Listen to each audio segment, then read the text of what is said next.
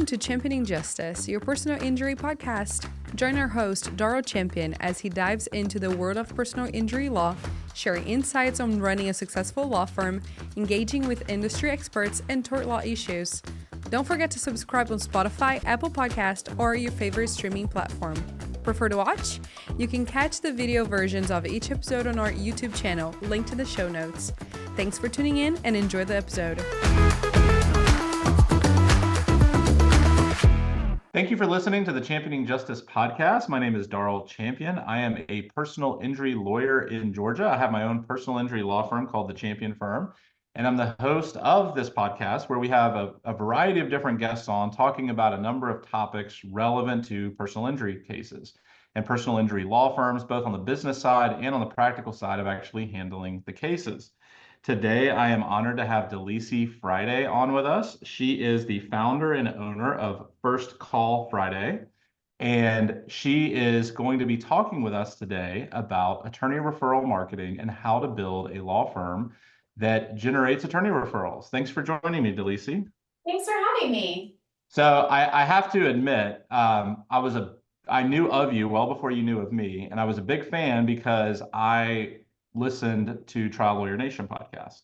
Did you really? That was how I first knew who you were, and I think there were some that you were also the guest on, and I was like, you know how whether you see people on LinkedIn or some other social media channel and they're saying things that speak to you, that's my philosophy. I'm like, she gets it. She's somebody that I think I have a lot of alignment with. And then I posted something on LinkedIn one day about something, and you commented, and I'm like, I got a celebrity. Oh, what a compliment. Honored. Thank you. Well, so just for our listeners, First Call Friday is a new company that you have founded after working in the legal industry at a couple different law firms, and I think you also worked at a consulting agency that consulted with law firms.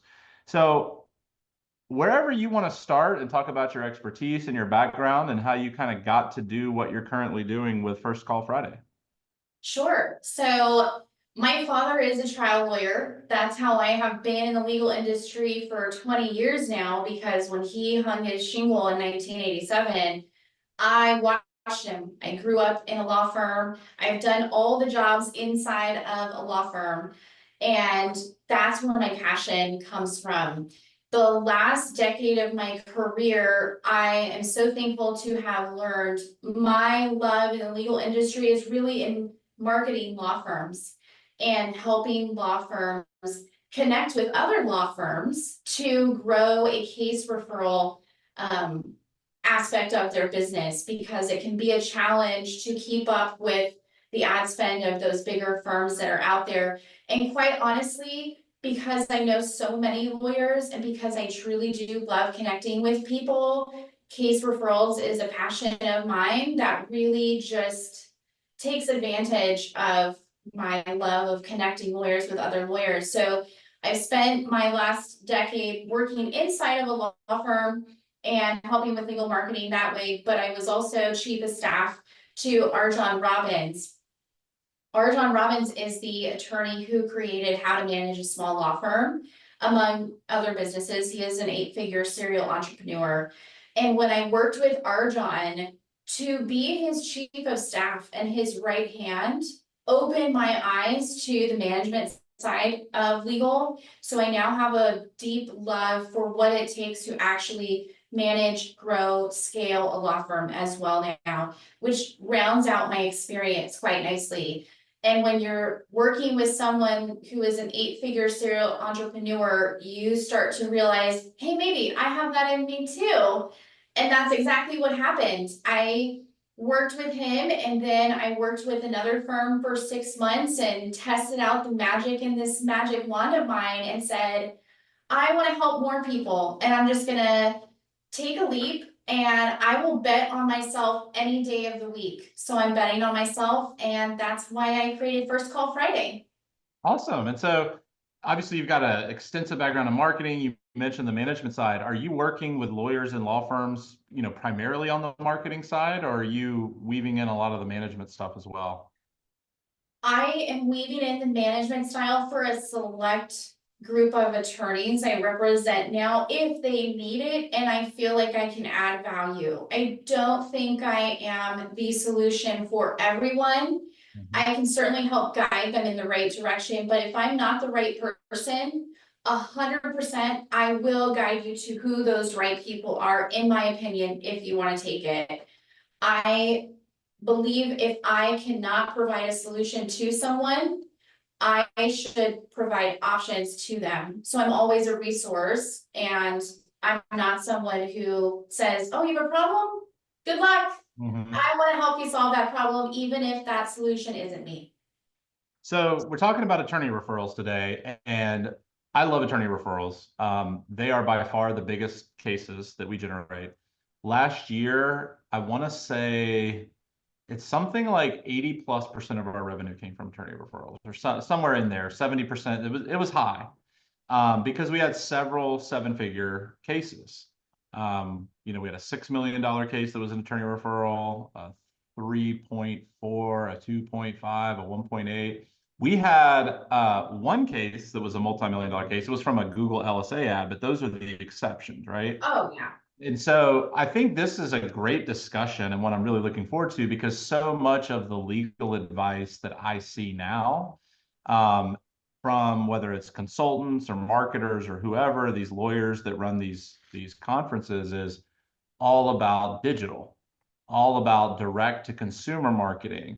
And I think I think there's a way to do both if you've got the resources to do both, but I think so much gets neglected on the attorney side. And it's like, hey, let's just put up some PPC ads and some LSAs and some social media ads. Why do you like attorney referral marketing so much? I personally love referral attorney marketing because if you are someone who is watching your cost of acquisition, the cost of acquisition is going to be much lower if it's an attorney referral versus how much money you likely had to spend in digital marketing to try and obtain that case. That's one reason why I like it. The other reason why I like it, and you touched on this a little bit in your episode with Matt Dahlman, but when I refer a case to another lawyer, there is a high likelihood that they will want to reciprocate and refer a case back to me because we've created a relationship with one another, and you want to work with people you know, you like, and you trust. So I see a real value in obtaining a case at a low cost or no cost of acquisition, and then also cultivating a relationship with someone who could also give you a case back too. And so I think there's a win-win for everyone when you're doing that. And for anyone who is a solo practitioner or has a small law firm with a handful of lawyers, those dollars are really important. So you have to find ways to maximize what you have. And in my opinion, that's case referrals. Yeah, you touched on the cost per acquisition of digital, and I mean, those by themselves, that's just expensive. Like, I mean, we're in a suburb of Atlanta. I know friends of mine that have Atlanta addresses, and it's just brutal to try and rank for organic SEO. So you've got the kind of upfront outlay of expenses to try and get those. You've got PPC, but what a lot of lawyers overlook is you got to have somebody to process those leads. That's very different, I mean, than an attorney referral, right? I mean, an attorney referral comes in differently. You're not having this whole infrastructure to process it. There's not this sense of urgency. We have a better system now, but it used to be like if we would get a lead, it was like a fire drill if we got one from our website. It was like, who's doing this? Let's call them. Let's be sure that we get on it. And it's just a different pace. Oh, absolutely. I remember when I started in legal marketing, I didn't start with attorney referrals. It was all B2C. We hired a big digital marketing company I won't name. We spent a six-figure amount of money trying to compete, and it was so difficult. But what I learned from that experience is if you are going to invest your money in digital, you are hoping it's going to work. And if or when it does, your intake department also has to be at a capacity to accept those phone calls. And what I learned through that process was I had to hire more people in intake to take the calls when I was investing that much money. Then I would look at the calls and really say, okay, let me look at the quality of these calls. I'm doing these ads, but for some reason I'm getting phone calls on a practice area I don't even do. And then I have to think, and how fast are we converting? What am I going to do to make sure my staff is turning those into clients if they should be? And at the end of the day, I realized the juice just wasn't worth the squeeze. I was putting a lot of money in. I had to invest extra money in overhead. I had to take extra time to train my intake team appropriately, because you don't want to invest that money in digital and then someone on your team isn't properly trained or you don't have capacity. And not only that, Delisi, just to touch on that, that can work against you if you have a bad team member, right? Because that, I mean, a common source of bad reviews is a bad intake experience. Absolutely, absolutely. Intake, I have a huge love for intake. Because I think intake is where the client has a first impression of you. And that's a really important first impression for your law firm, because it sets the tone for the entire relationship you have with the client. So I think intake is really where you start to create that relationship with a client. And if you have people in your intake team who are doing really well, that's excellent, and you're gonna get great reviews. But to your point, if you have the wrong person in intake, sometimes that can really negatively impact your firm as well. Yeah. So it sounds like you worked in the legal industry, at least in that kind of direct to consumer type marketing. At what point did you or the firm or firms you were working for, at what point did they make the decision to kind of say, hey, maybe it's better to focus on attorney referrals? Sure. So I'm certain there has to be some episode in the Trial Lawyer Nation podcast where Michael Cowan and I talked about this, but it was a moment, and I encourage everyone who's listening to this podcast to please do this at the end of the year. And if you can, multiple times throughout the year, you should be looking at your cases and saying to yourself, where did these cases come from? So when you're making decisions about where you invest your money to market your law firm, you're making very strategic and purposeful decisions based on data, because you looked at the data. And what Michael and I did at some point in our relationship together is we sat down and we said, hey, let's look at our numbers and decide, where did our best cases come from this year? And when we did that, we realized, wow, it's the Pareto principle, right? We realized that so many of these cases actually came from referral partnerships that we had. And if we wanted to continue to have cases at that value, we should invest more time on cultivating those relationships and less of that spend in digital. So to your point, when we spoke earlier, you were saying, some of my best cases came from referral attorneys. That was the exact data that we were looking at when we decided, let's take the leap. And it was a less risky leap to take because we already had the info to know my best cases came from these referral sources. If I invest that time in these places, I should get a really great return on investment. And that's when we made the decision. But you can't make that decision if you don't track the data and you don't look at the data. So before you can make that decision, I would encourage everyone to look at the data so you know, where did my best cases come from? And if they're coming from your referral partnerships, take the leap and you will see results.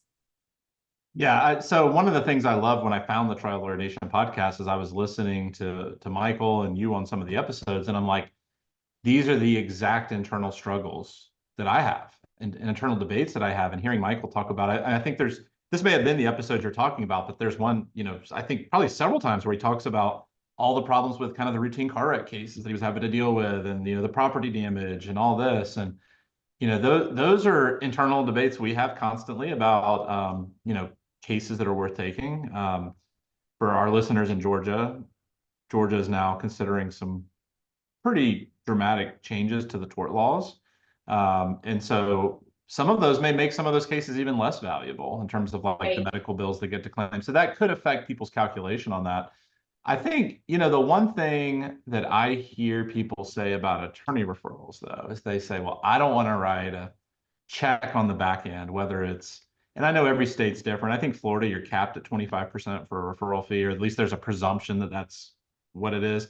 Georgia, kind of the standard for most cases is a third. Some people will do 50-50 though, and it depends on the value of the case. And they say, well, yeah, that's the cost of the case. What do you say to that, to people that may have that reaction? Well, are you ready to go down a rabbit hole? Well, I will tell you mine and briefly, because I know I know from listening to you that we're in alignment on this. You're only paying that money because you got the money. Like with PPC, I don't know if you saw my post. It was somewhat humorous, somewhat sad about I spent $50,000 to get like 3 PPC cases last year. And I was like, here's all the things I could have bought with $50,000. And I was like, could have bought a Dodge Challenger, could have bought this, could have bought this. And I mean, I think that's one big difference is you're only paying the money because you got it. The other thing is what we talked about briefly is the infrastructure is just very different. Your cost is so much more than just your ad spend. Operations, you got to have the intake and the operations. You do. And I think the other part of considering referring cases is not just saying, okay, how much money am I going to quote unquote lose if I refer this case out? Stop thinking about it in terms of how much money might I lose because I'm splitting a fee. Think big picture. Think about the time your staff is going to spend working up that case. Think about the money you are investing in your people in your office who are working on that case. Think about the cost you are going to occur when you are working up that case. Think about the time it takes to prepare for all of your depositions and hearings and all of the things.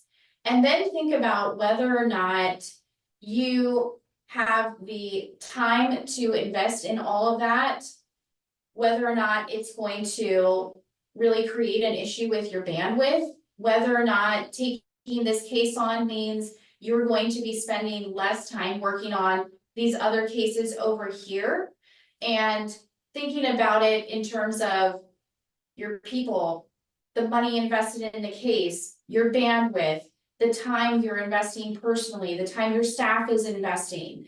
There's so much more to it than just thinking about the end result and how much money you're going to receive. The other part of it is if you refer a case out, that referral attorney is going to be working really hard on that case to get great value for you and the client and to show you they're a great referral partner for you. And they may settle the case faster because they're not going to have as big of a docket, or they may do something a little bit differently and you guys can collaborate. I think the other value in a partnership is collaboration. I really see a value in that. How many times does a small lawyer get to collaborate with another trial lawyer and bounce an idea around too? Yes, think about the attorney's fees that you may or may not get, but also place a real value on the mentorship too. I think it's a beautiful thing when 2 lawyers can brainstorm a strategy on a case. Maybe you don't want to do that, and I've kind of gone on a bit of a tangent. Yeah, that's perfect. I think there's a lot of different ways where you can slice it and say, what am I losing? But I think there's more ways to slice it and say, but what are you gaining? With law firms that kind of go heavy on the attorney referrals, is that sort of to the exclusion of other cases? Maybe if you're saying, hey, I'm getting these big cases from attorney referrals, are you seeing law firms being most successful just kind of leaning into that and referring out all those small cases and using those small cases to then further solidify those referral relationships on the big ones? So I have seen a huge spectrum of the kind of lawyers and the kinds of cases that are getting referred out. So for example, I know and have worked with attorneys who have left a firm, gone out on their own, and now they refer out cases to other solo to small law firm owners because they don't have the capacity or they have a case that they don't handle themselves. So I see it on that side. I also see it from a different perspective where a lawyer will refer, like what you mentioned, maybe a smaller car wreck auto case. And they'll refer it out to somebody else because they're just not set up for it. You really do have to have your firm set up for pre-lit, and everyone is checking in on treatment and managing the treatment and checking in with the client and ordering that. Like there's a whole department that's created when your law firm is set up to handle those cases that are going to settle faster because they're the smaller MVA cases. So I know lawyers who will refer those out because they're not set up for it, but they know someone who is. On the flip side, and this is why I love case referrals, if you're that lawyer who refers your auto cases to another firm, because this other firm is set up for that, when this other firm that focuses on auto cases gets that big case and they know this one's got to get filed, they need to have a good trial lawyer on it to get the best result, they're not quite set up in a way to deliver that maximum value to the client or handle it internally, they're going to refer it to the lawyer who's sending them the cases that are the cases they do day in and day out. And then there's also the other attorneys, like my father. My father is a 40-year trial lawyer who does criminal defense and personal injury. He's going to refer out all the cases that he doesn't want to take. And he is not your typical referral partner because it really just depends on what comes in. But he gets cases that come in all the time because he's been doing it for so long. And clients refer friends and family back to him because he helped them in the past. So I've seen it all. I believe in it all. And I'm also a huge fan of the lawyers who will partner with someone if they have a case in a different state. You know, in the past, I reached out to you about cases we might be able to partner on because I needed someone in a different state. And that's why I love LinkedIn, because you can reach out to those people and create those relationships. Because even if someone can't handle a case, if it's in another state, they might say, okay, I'm going to find myself local counsel I know, like, and trust. I know Darl, I love his LinkedIn. I feel like we've already established a relationship because of that. Let me call him. So I've seen a huge gamut of it. And I really think anyone can and should consider case referrals. So I have a great story about LinkedIn. I can't release the details of the case because it's confidential, but I recently settled a case for $3 million that I got from an attorney in another state who found me on LinkedIn, who knew of me because of that. He followed me. He liked what I posted. He got this case through his own personal social media channel because he's active on one of the major social media channels, and reached out to me. And I mean, that's a great success story, right? I mean, you hear people all the time talk about LinkedIn doesn't work. And, you know, I think this gets back to this whole idea of what does it mean to quote work?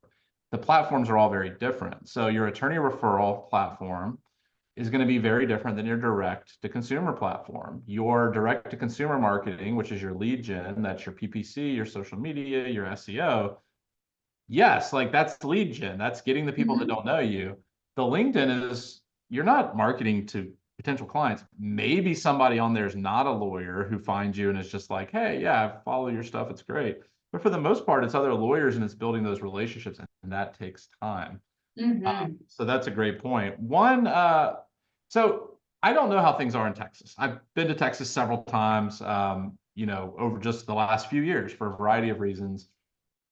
I feel like Atlanta is like the hotbed of attorney marketing, you know, that and probably California.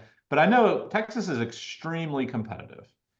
And one of the things I've noticed in Georgia is what I call the Morgan and Morgan model, which is the big advertisers used to refer a lot of their cases out.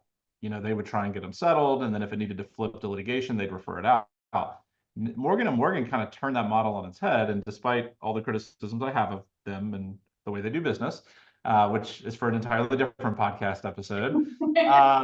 They did kind of change the way a lot of firms do that. And I see a lot of firms in the Atlanta area changing because of that.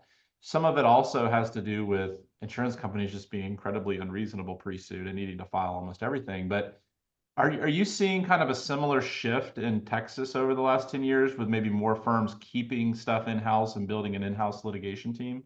Yes. So in my previous experience, I have had relationships where I would work with a very well-known, reputable, big law firm. And they would refer cases because when you are that big, even then it's hard to scale your firm in a way to know, okay, I need to hire 5 more lawyers because I've got this many cases and this is the amount of cases that I think every lawyer in our firm should have. That's very difficult to do. And so I have worked with firms of that size who have referred out, but I did see about 5 years ago, those started to drop off. And I started to figure out those bigger firms were, and you mentioned this, you are right, I totally agree with you. Those bigger firms are snatching up those trial lawyers and saying, hey, you know what, you want to retire? Sell your practice to me. Let me buy you out. You come over here and just work on the big cases that you want to. It's a win-win for everybody. And I've seen that happen more than I thought it would in the last 5 years. And I think you'll continue to see that in 2025 and in the future. And why not? You know, if you're thinking about retiring, but you still love trial work, why not go work at one of those big firms that probably does have great cases for you to work on and just handle those? Go be Keith Mitnick over at Morgan and Morgan. Just go handle the big ones. And I've seen that in Texas, but I've also seen it across the country. Yeah, and I shout out to Keith Mitnick. Love Keith Mitnick, despite all my criticisms of Morgan and Morgan. Yeah. I read his books. I think he's got some great trial advice. I always tell people that I don't have anything with people that work at Morgan and Morgan. It's just my business philosophy and my business model is just different. I just have a different way of doing business, and that's me. That's them. Good for them. I'm going to do things my way, and I think that's happened in Atlanta. So not just with Morgan and Morgan, but with other firms where they've come and brought these trial lawyers in. And one of the things that I've seen also so I've had my firm for 11 years now, and I kind of think back to that kind of 10 years ago, roughly that mark, because that's when I started my firm. Over the last 10 years, there's been a big shift in advertising. There's been a proliferation of advertisers. And I think the stigma's gone away with it a lot too. And so more and more people, it's like, there's not the quote billboard lawyer anymore like it used to be. It's like, oh, they advertise, let me call them. And even people that might be connected to a network of people they could ask for referrals seem to be more likely to go with some of those big advertisers. So that brings me to my next question. For law firms like mine, which I consider a mid-sized personal injury firm, we've got 7 attorneys and a bunch of paralegals and legal assistants. What are some great ways to identify potential referral partners if we're not looking at those big advertisers? I would start by looking at your cases and saying, did any of my referral partners on this list of cases that I settled, were they new? And let me continue to nurture those relationships. That's your low-hanging fruit. They already have a great relationship with you. You should continue that relationship because that's an easy win for you.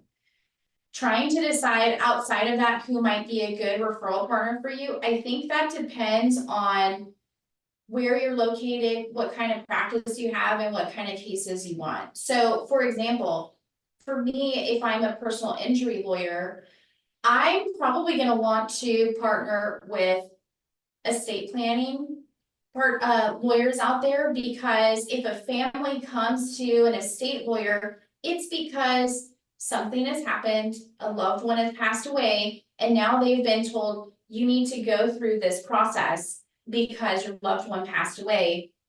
And it may or may not include a tragic wrongful death collision. And so I love to nurture my estate planning lawyers, because they are going to be the people who are getting that higher end case. They may not get it right away, or they may know of a client who is just, not happy with who they've hired, and they're referring to them to say, hey, who should I contact? Not having a good experience here. So I like estate planning lawyers also, because if I have a wrongful death case, I need to have my clients reach out to an estate planning lawyer to help with that aspect of the case, especially when we try and settle it. I would also reach out to other lawyers who are not in your industry. Some of my best referral partners were lawyers who did not do personal injury, have no desire to do personal injury, and just want to be able to say, hey, Darl, I have this case that came in, I'm going to refer them your way. Med mal attorneys are another good one if you do personal injury, because they're likely going to get a personal injury adjacent call because they handle medical malpractice. And so med mal attorneys have been a good referral source for me, because they're kind of in that same vein to a certain extent, and they've been really helpful for me. I will say on the med mal front, because we handle med mal cases, Okay. but we're not an exclusive. Like, there's a lot of lawyers that is their sole thing they do, and you're right, they refer everything out. But not only are they referring out non-med mal cases, they're still referring out decent med mal cases that don't meet their criteria. Right. Because they typically are so selective. They only want to have maybe 5 cases at a time. And you might get a case and it might be $1 million case, but they're like, yeah, I just didn't have time for it or didn't meet my criteria. So there's a lot of opportunities. It's funny. So we have a suite at Mercedes-Benz Stadium where the Falcons play, and Atlanta United, which is our soccer team. And I always take other lawyers there, many of whom are also personal injury lawyers. And we'll also take some friends from the neighborhood occasionally, and we'll all be, kind of intermingling. And one of my neighbors in particular always asks me, she's like, why are you bringing your competitors? And she's kind of half joking about it. Yeah. But it's like, that's a mindset shift you need to have too, right? It's not just having an abundance mentality, but it's recognizing that you don't have to be selling yourself all the time to, hey, refer me all these cases or whatever. It's, let me develop a genuine organic relationship with somebody I genuinely like, and don't even make it about the business. Just let it happen. And that's how some of my best referral relationships have developed. Exactly.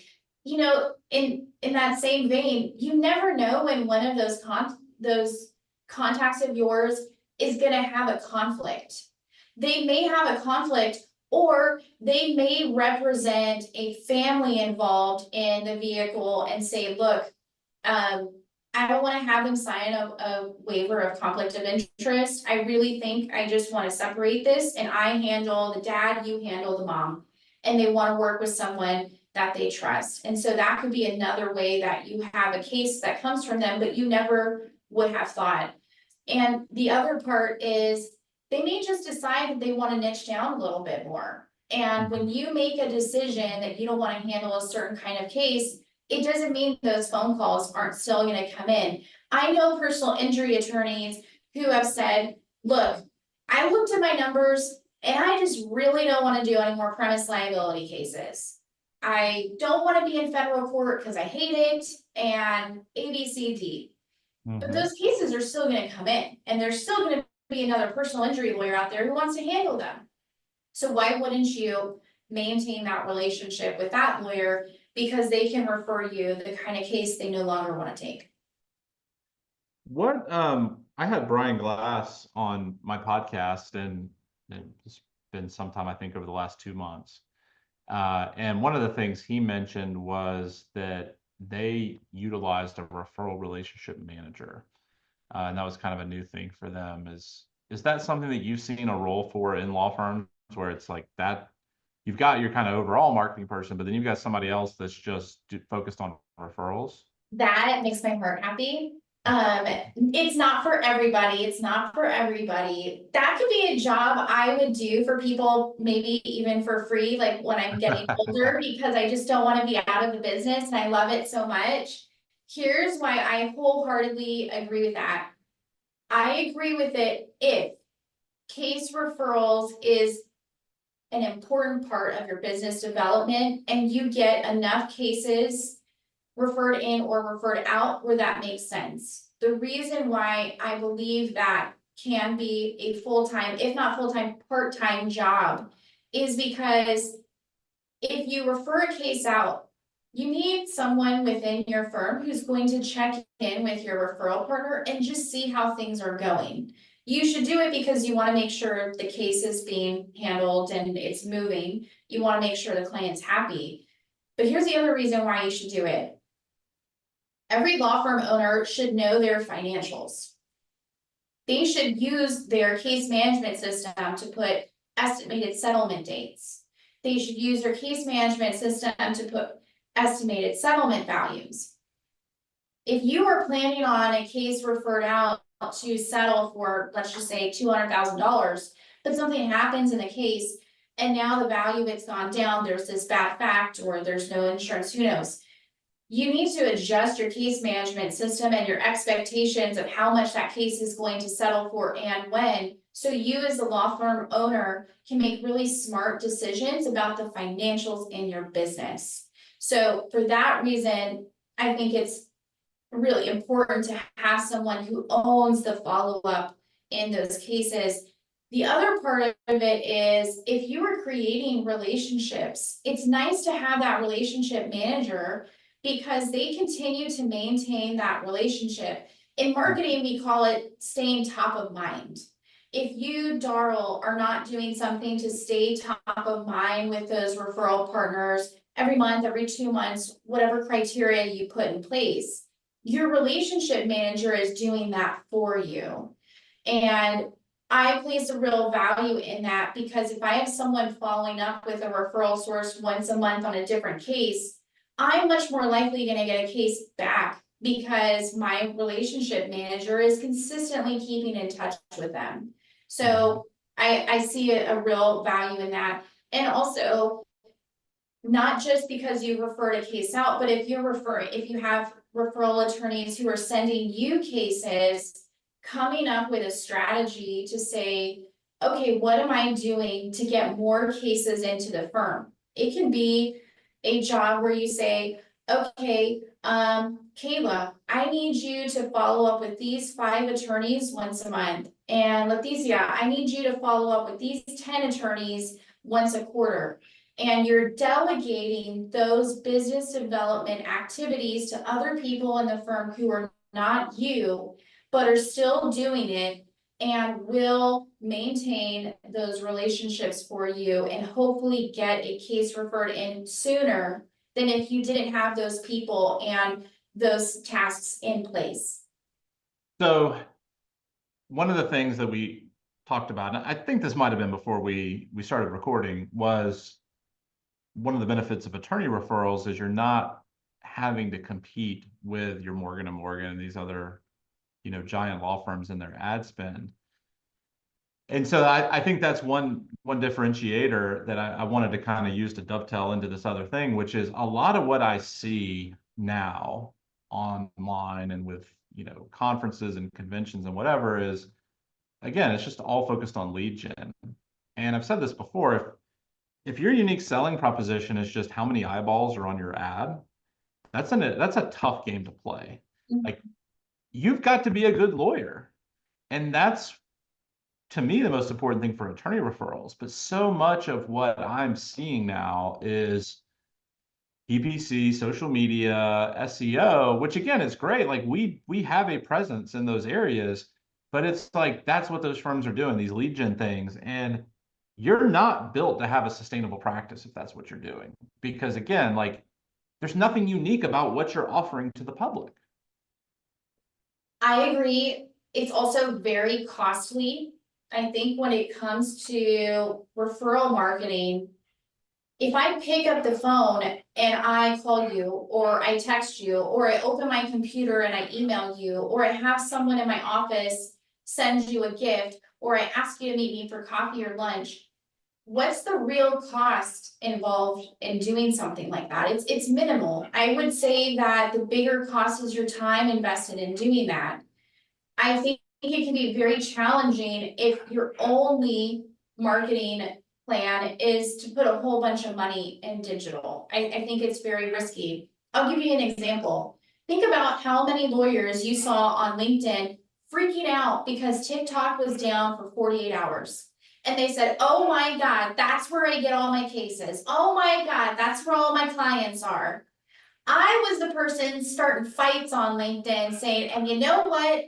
You should never put all your eggs in one basket. You were going to learn this lesson the hard way, and I'm sorry, but you need to learn it. It's the same when it comes to your marketing in a law firm, not just on social media. If you're only putting money in digital marketing and you're not doing anything else, you are really hoping that digital marketing pays off. And you're not giving you're not giving yourself a chance to test out if other things can work. And if there is one thing that I learned in 2020 and 2021, it's how important it is to try different things and to have a plan that does not revolve around one thing, because you never know when something crazy is going to happen and rock your world. Absolutely. I mean, an algorithm change on Google. I mean, look at how much Google has changed over the last, 10 years. Not only in terms of the tactics that work, but so much real estate now. You've got LSA ads, the PPC ads, the map pack, and that's before you even get to the organic listings. And then within the organic listings, you've got directories, you've got all this volatility in the rankings. If I would hate to be able to practice around that. And I think I heard, a podcast one time, maybe it was Lunch Hour Legal Marketing, where they were talking about LSA ads. And I remember when they first became a thing and we started getting some cases from it. I'm like, this is the greatest thing ever. Like, they're super cheap and we're actually getting business online that, at the time we had never done. And they were talking about how some law firms built their entire infrastructure around this idea that that was going to continue. Oh, we're getting all these cases, we got to hire all these people. And like 6 months later, it was like, poof, gone. Like, that's a major problem. But the attorney stuff, the relationship building, that lasts. That's forever. Yeah. That's forever. You mentioned Google. In the last week, I can't even count how many people I have heard and seen say, hey, what's going on? I lost 15 Google reviews. What's going on? I lost 25 Google reviews. And all of those SEO experts who are out there are saying, hey, it's this update. They are doing something on their end, send a request for help doing this, and this. And some of them are actually putting videos out there showing you how to do it. And it just goes back to, you have no idea when Google is going to change something. So you should be proactive and not put all of your faith into Google, because when that happens, not if, it's when, we watch it, that could hurt you more than it should. Yeah. And again, being a good lawyer, like, that doesn't change because of an algorithm. We had a client find us over the weekend on ChatGPT. Oh, yeah. So, you talk about not only Google changing, but new tools coming out and, adapting to that. And, nobody talks about ChatGPT SEO or whatever's going on you to find should. it. Oh, Darl, I'm having deja vu. Do you remember when Surrey came out and everyone was like, how long do you think it's going to be before someone says, hey, Surrey, find me a personal injury lawyer in San Antonio, Texas? When that happened, I got so nerdy excited because I'm like, guys, this is a change in our legal industry. I'm telling you, Surrey is going to change things. And that's how people found lawyers. Darl, I 100% agree. ChatGPT is going to tell people how to find their lawyers and a whole bunch of other service providers as well. That's so exciting. It was interesting. It was a little scary because I'm like, I wonder what ChatGPT is saying about us. Well, clearly it worked because they told you. They did, and we got the case. It was, it was a more routine personal injury case, but still, I mean, it was a qualified lead, and we got it. Yes. There's a few things I want to cover before we go. So, okay. What are your top 3 tips for attorneys looking to develop attorney referral marketing? And you can give less than 3, you can give more than 3 if you have a bunch you want to give and you can't decide. My top 3 tips. 1, make the decision. It starts by making the decision. That's your first step. Once you make the decision, put it on your calendar. The reality is I could say I'm gonna do a whole bunch of things, but life's gonna get in the way, work's gonna get in the way, and the next thing I know, I made this goal and it didn't happen because I didn't save the time in my calendar. If you're a practicing lawyer, you have so many things in your calendar right now. Do yourself a favor and block the time in your calendar to do it. Maybe it's saying, I'm gonna go onto my local bar association website and block the dates for the next upcoming CLE luncheons or happy hours or whatever, and actually devoting time to put it on your calendar so it gets done. The next tip I would give is following up.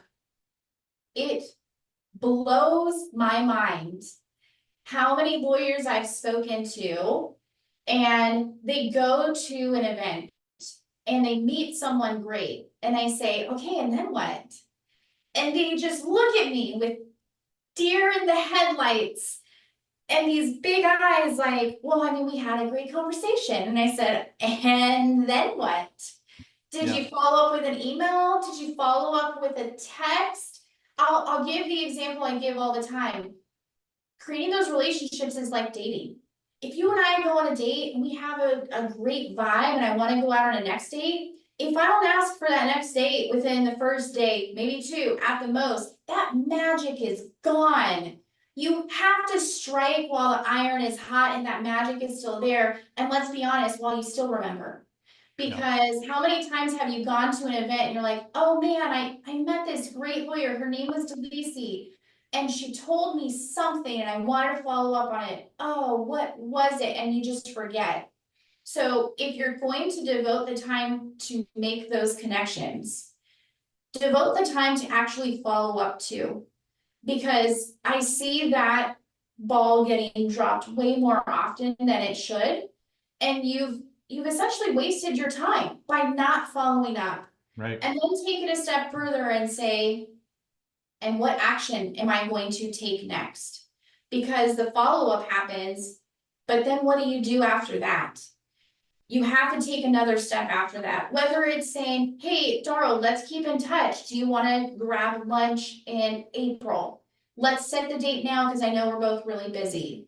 Or making a decision to say, you know what, I'm going to have Kayla get me a handwritten a card, and I'm going to handwrite a nice note and send it to Delisi because I want to follow up with that. And I think a handwritten note would be a really nice way to follow up. Make the decision, put it on your calendar. When you make the connection, follow up. And those were the three things. If everyone did it, and they're very simple, but if everyone did it, they would have great results. I want to ask you something else that's not necessarily marketing related, but it could be marketing. But before Sure. I do that, one of the things that we're kind of deciding internally is how to track that. How do we, because like right now I've got like a spreadsheet with who I invited to my Hawks games, my Falcon, all this. Do you have like a tool or a CRM that you recommend? Because my marketing director is listening and she would love to know what are some good tools for that. So I think it depends on the tools that you have available in your firm. There are certainly CRMs, client relationship manager programs out there you can purchase. Not everyone has that kind of money. And if you're going to invest that kind of money, you're also really hoping that someone is filling in the data and keeping up with it. I do, if anyone wants it. When I started my business, one of the things I did was I created an Excel template. And my Excel template has tiers of contacts, tier 1, 2, and 3, and different columns of information that you fill in. And for anyone who's on a shoestring budget or doesn't have a budget, but they have invested money in Microsoft Office, I am happy to share my Excel template that I created with any of them and say, look, here's a start. Divide up your contacts like this. And then decide where you are spending your time based on where it makes the most sense. Because some of that time might be great for you, Darl, to invest in, and some of it might be best for someone else on your team. But you've got to divide up the list and then come up with a plan. And that plan is going to be different for everyone based on how much time you have. So you don't need a fancy software program, quite honestly. You can just start with a simple Excel template like I can share with anyone who would like, because you have to start somewhere. And once you build out an Excel template, if you're ready to go, then go buy yourself that fancy software that's probably gonna automate some of this stuff too. But don't do that first, because you need to crawl before you start to walk, and then you start to run. So here's my last question for you. And this is not, I mean, this could be marketing. I want to start asking everybody on my podcast any predictions they have about the future of personal injury and any trends they see. Because that's something that I've sort of been fascinated about as I look back and see how much the world has changed in this area. And you in particular have worked in this industry for a long time. So do you have any predictions for the future of whether it's legal marketing, the way businesses are run, trends, over the next 3, 5, 10 years? Yes, I have a few. One, ChatGPT. You already saw it happen this week. Yep. Absolutely. You are gonna see people who go to ChatGPT to help them find a lawyer. Two, I'm not gonna get political, but I will say in 2024, America saw that podcasts are incredibly valuable. And there are a lot more people than before who will go to a podcast to educate themselves and obtain information. I think you will see a lot of lawyers out there creating podcasts just like yours for personal and professional branding. Third, you now have states in this country that are allowing non-lawyers like me or big business to start to play in the game. Arizona. And we cannot ignore that. We can't ignore that. You are going to see these firms popping up, and it's not just going to be Morgan anymore. You have to worry about. You're going to have to worry about those firms too, which is why I'm such a cheerleader and advocate for case referral marketing, because we have to create a community of lawyers referring business to one another, because that's how we continue to obtain business if we don't have that bigger budget like those firms. And you see it already, but I promise you, you're gonna see it continue to happen. I don't know what additional states you're gonna see it in 2025, but I promise you it will be more this year and next year and the year after, and it's going to change our legal industry for sure. I think the one thing that you're seeing, I mean, obviously private equity is involved in some of these. And I think what you're seeing now and we'll see in the future is firms based in Arizona marketing for cases in other states and referring them out. And again, this all gets back to the cost per acquisition. You're in a marketing arms race at that point. And again, a lot of it's driven by Morgan & Morgan. There was an announcement a few weeks ago that Sweet James, which is a large firm in California, was opening an office in Atlanta. And those are all things I think that people are going to have to grapple with. Well, Delisi, thank you so much for your time. Before we sign off, please tell us, where can people find you and reach out to you if they want to talk to you about your business and the services you offer? Sure. Well, I would love to provide my LinkedIn profile link so you can share it in the show notes. Send it to us. For all of our listeners, we will have it from YouTube. It'll be listed there. For any other podcast platforms, we'll put it there. Kayla is our expert on all that. I don't know how all of that works, but we will link to your LinkedIn bio there. And people can reach out to you there and talk to you. Yes. And if you don't have a LinkedIn, I do have a website, www.firstcallfriday.com, and first is spelled out FIRST, callfriday.com. They can reach out to me there too. Awesome. We will also grab that link and put it in the comments, summary, wherever. It'll be there. You'll see it when you go and click on the podcast.